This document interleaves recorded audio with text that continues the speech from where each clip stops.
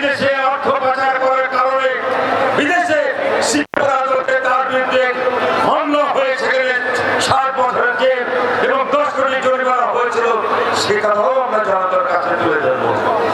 3000 বেশি মানুষ অগ্নিদগ্ধ হয়েছিল, 3,500 বাসকে পোড়ানো হয়েছিল, প্রায় 50টি ট্রেনের বগি আগুন দিয়ে পুড়িয়ে দিয়েছিলেন।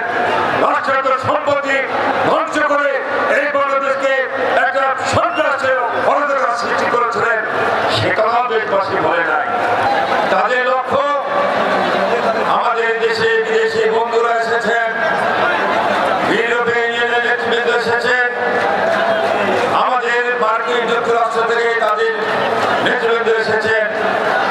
বাংলাদেশ উন্নয়নশীল রাষ্ট্র হিসাবে, উন্নয়ন সহযোগী দেশ হিসাবে অনেক দেশের বন্ধুরা আছেন, তারা বিভিন্ন বিষয় আলাপ করেন।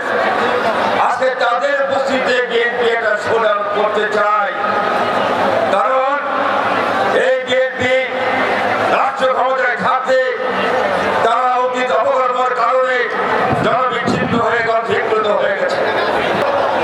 আপনারা যখন ক্ষমতায় ছিলেন তখন কি কাজ করেছিলেন? এদেশের জনগণ এখন বলে নাই 2001 থেকে 2006 সাল রাষ্ট্র ক্ষমতা থেকে আপনারা ভগবান বানিয়ে আপনার নেতা তারেক রহমান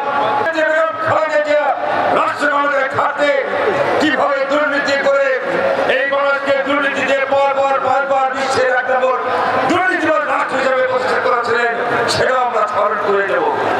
আমরা স্মরণ করে দেব আপনার নেতা বেগম খালেদা জিয়া এতিমের টাকা আত্মসাৎ করেছিল, এতিমের টাকা লোভ সামলাতে পারে নাই, যার কারণে আজকে আদালত কর্তৃক দণ্ডপ্রাপ্ত হয়ে কারাগারে। আমরা স্মরণ করে দেব আপনার এই বিএনপির নেতা তারেক রহমান বিদেশে অর্থ পাচার করার কারণে বিদেশে শিক্ষা আদালতে তার বিরুদ্ধে মামলা হয়ে সেখানে 7 বছরের জেল এবং 10 কোটি জরিমানা হয়েছিল। সে কথাও আমরা জনতার কাছে তুলে ধরব। এবং আপনাদের সন্ত্রাসের কারণে আজকে বিএনপি নামক দলটি বিদেশে কানাডার ফেডারেল কোর্টে সন্ত্রাসী দল হিসেবে ব্যবহৃত হয়েছিল। সে কথাও